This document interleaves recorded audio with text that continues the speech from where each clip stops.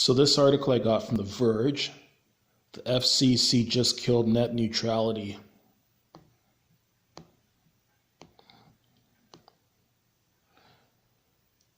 Net neutrality is dead, at least for now.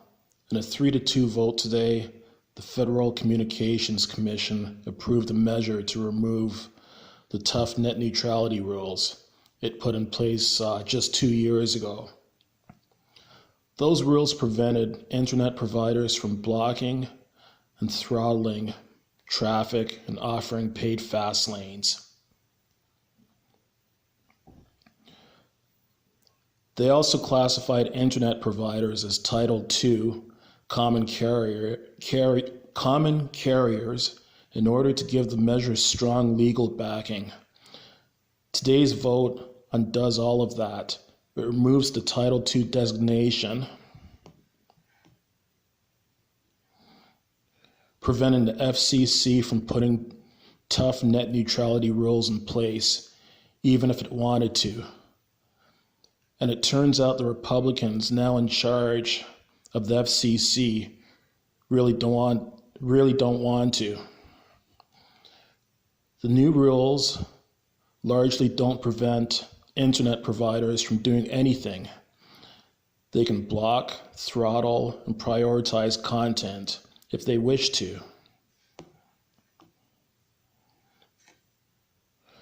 The only rule is that they have to publicly state that they're going to do it.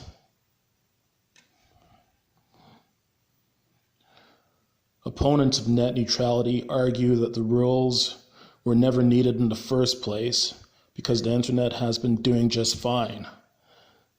The internet wasn't broken in 2015. We were not living in some digital dystopia, Commission Chairman Ajit Pai said today.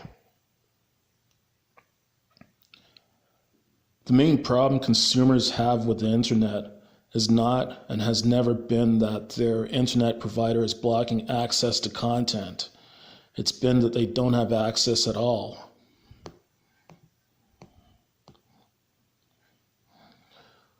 While that may broadly be true, it's false to say that all of the harms these rules were preventing are imagined. Even with the rules in place, we saw companies block their customers from accessing competing apps, and we saw companies implement rule policies that clearly advantage some internet services over others.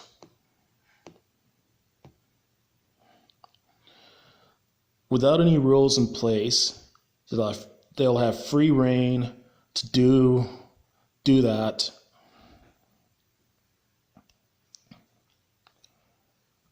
Without any rules in place, they'll have free rein to do that to an even greater extent.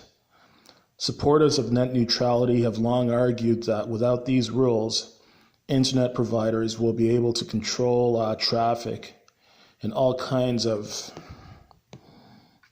anti-competitive ways.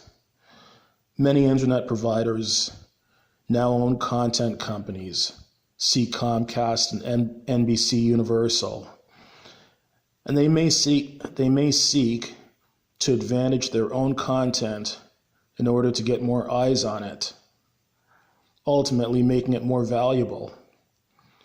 Meanwhile, existing behaviors like zero rating, where certain services don't count toward your data,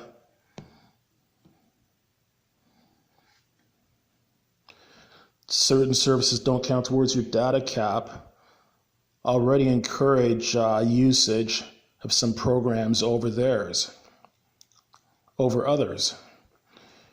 If during the early days of Netflix, you were free to stream your phone carrier's movie service instead, we might not have the transformational TV and movie company it's turned into today.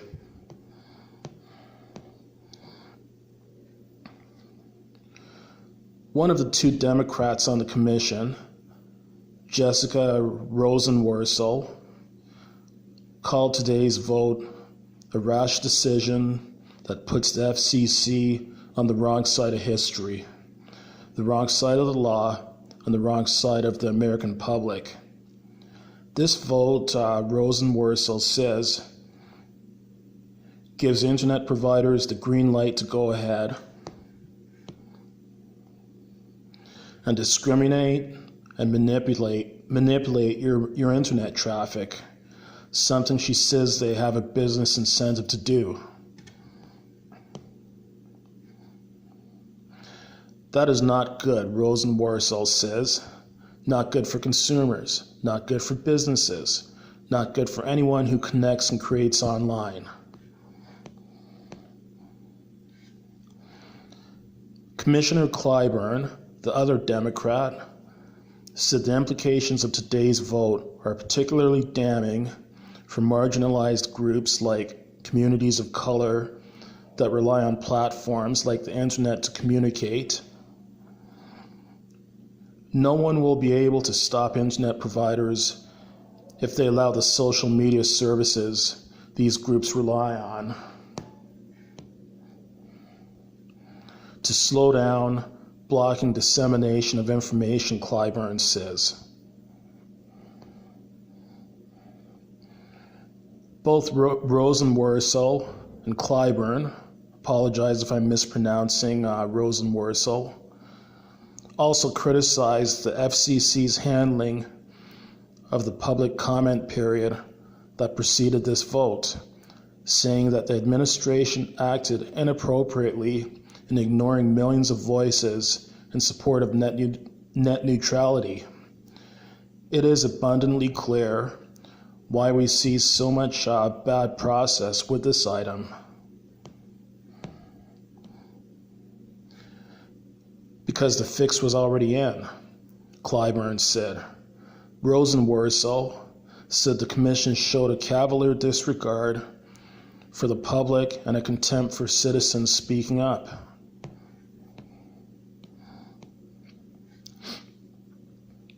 The vote comes after a contentious and messy public period, after opening the proposal up for feedback earlier this year.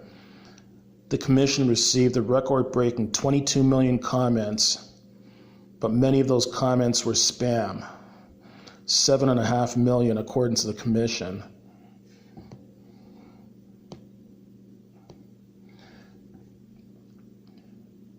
And the FCC has refused to help investigations into what happened. The Commission was also quiet about website problems that caused its comment form to crash briefly in May. Those comments are likely to play a role in whatever lawsuit hits following this vote. Net neutrality supporters are almost certain to sue the Commission in an attempt to invalidate this proceeding and restore the 2015 net neutrality rules. While the Commission is allowed to change its mind, it isn't allowed to change rules. For arbitrary and capricious reasons. In court, the FCC will have to prove that enough has changed since 2015 and that there's enough evidence in the record of comments to back up the conclusion that it ought to revoke net neutrality.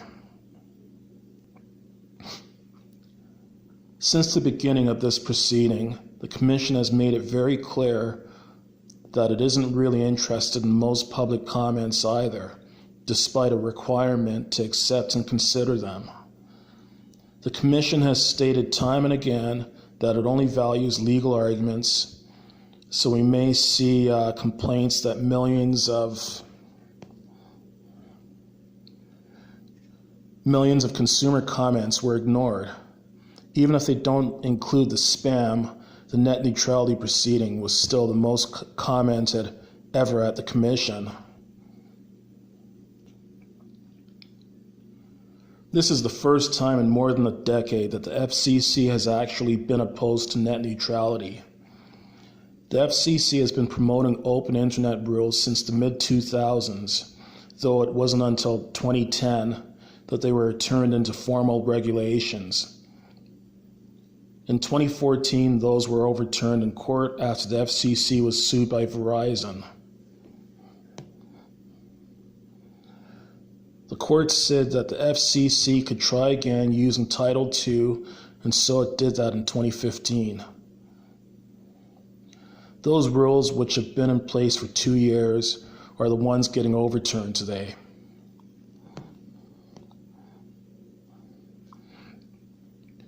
The vote ran over an hour with extensive speeches from the 5 commissioners, particularly from the 2 dissenting Democrats. In a highly unusual moment, the commission's meeting room was evacuated briefly on advice of security. Cameras that remained on and streaming showed dogs being brought in to search the room.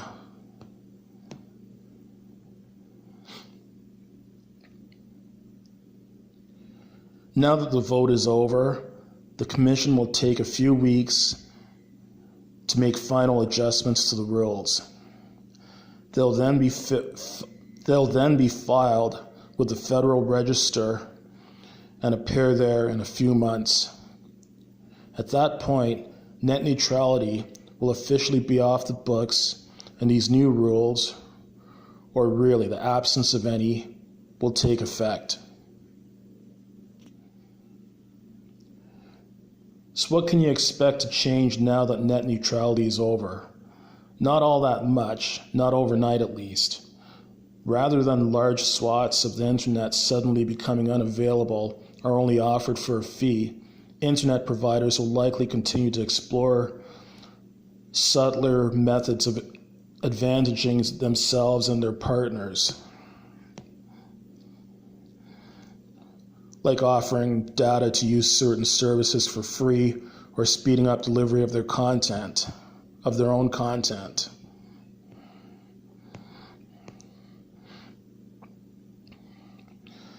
These are things that may initially sound good, but in the long run, they disadvantage upstarts that don't have the money to pay up. The problem is that eventually we may not know what products and services we missed out on because they never made it through the mess. So, to me, this represents another case of big business getting the upper hand. Big business getting more power to make even more money and to have more power and control than they already have. So basically with this net neutrality, that means that certain websites that have certain parties who have deeper pockets can pay their way into the so-called fast lane of the internet and make their sites more prominent. Meanwhile, people that don't have as much money, that might be just starting up a new website or might have a smaller site, end up not having the same level playing field. They might have a harder time getting their foot in the door and have an even harder time building their brand online. This is why I think net neutrality sucks. It basically means that consumers potentially are going to have to end up paying more money to view the websites they want to view. Like, imagine if the most popular websites like YouTube, Wikipedia,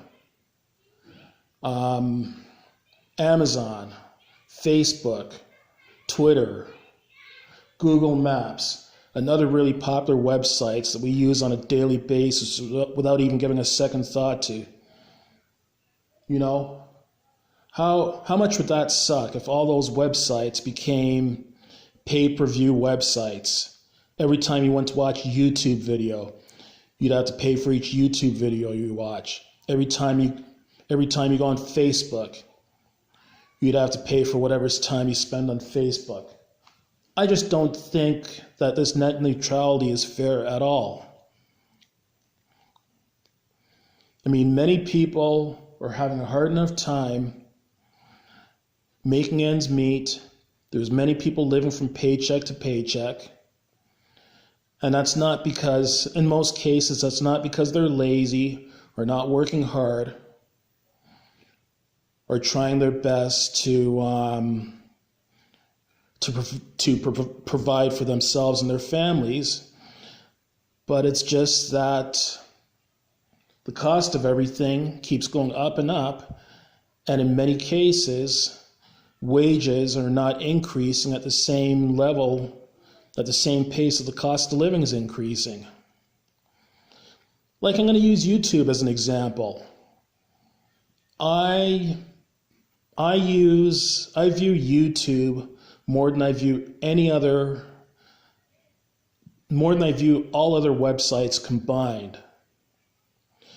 And I appreciate the fact that the only cost for me to view YouTube videos for the most part is A, the cost of the computing device that I view YouTube on, and B, the cost of data service, which I use for viewing YouTube. And I'm sure that many other people agree with me on this, that they don't want YouTube to become a pay-per-view website. I mean, yes, I know that I've come across a handful of videos on YouTube, a few videos that are already pay-per-view videos, but that's just a small percentage. Those are just far and few between. By the way, if you hear screaming or hear lots of noise, there's lots of activity going on outside my window. There's a bunch of kids walking home from school right now. So if you hear a lot of activity, that's what you're hearing. Sorry about that. But I think we already pay enough money for the services that we're getting.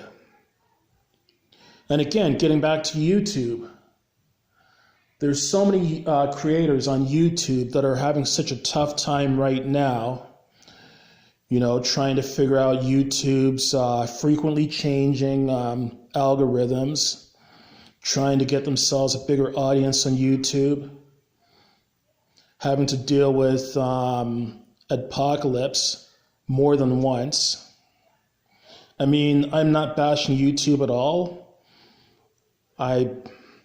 I enjoy making YouTube videos. I love watching YouTube videos. And I really do enjoy the YouTube platform. However, I'd be lying if I were to sit here and say that it doesn't have its challenges and hasn't thrown challenges at content creators. This is one additional challenge, to use YouTube as an example, that I really don't think we need or deserve.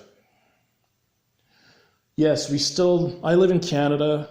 We still do have net neutrality in Canada. So I'm sure there's probably some people thinking to themselves, well, if Jeff lives in Canada and there's net neutrality in Canada, why is he so concerned about net neutrality being done away with in the U.S.? Well, many of the websites that we view here in Canada and websites that I'm sure people view from other parts of the world, many of those websites are American-based websites. YouTube's an American-based website. Facebook is American-based. Amazon's American-based. And many other large websites are also American-based. So even though this is legislation that's only going to affect U.S. websites, when you think about it, it's really going to affect people all over the world. And I just find it unfair that so many people millions of people offered their feedback about net neutrality and that they were in favor of net neutrality, but the powers that be just went ahead and just ignored those people and decided to remove net neutrality. Another case of the rich getting richer and the poor and the middle class getting poorer. Anyways, what they say, the squeaky wheel gets the oil first. What I would suggest doing, people that live in the States, in the US, contact the FCC, contact your politicians, and contact the powers to be and voice your opinion and let them know how you feel about net neutrality and why you feel that net neutrality is very important. And even living here in Canada and other societies around the world that do have net neutrality, do the same thing. Like in Canada, the Canadian equivalent to the FCC is the CRTC. So the FCC and the CRTC, they basically regulate the internet, TV, and telephone service, telecommunication service in general. So people in Canada, let the CRTC and your politicians know how you feel about net neutrality and let them know that you're happy that we have net neutrality and you hope that net neutrality stays in place, so you hope that it's never done away with.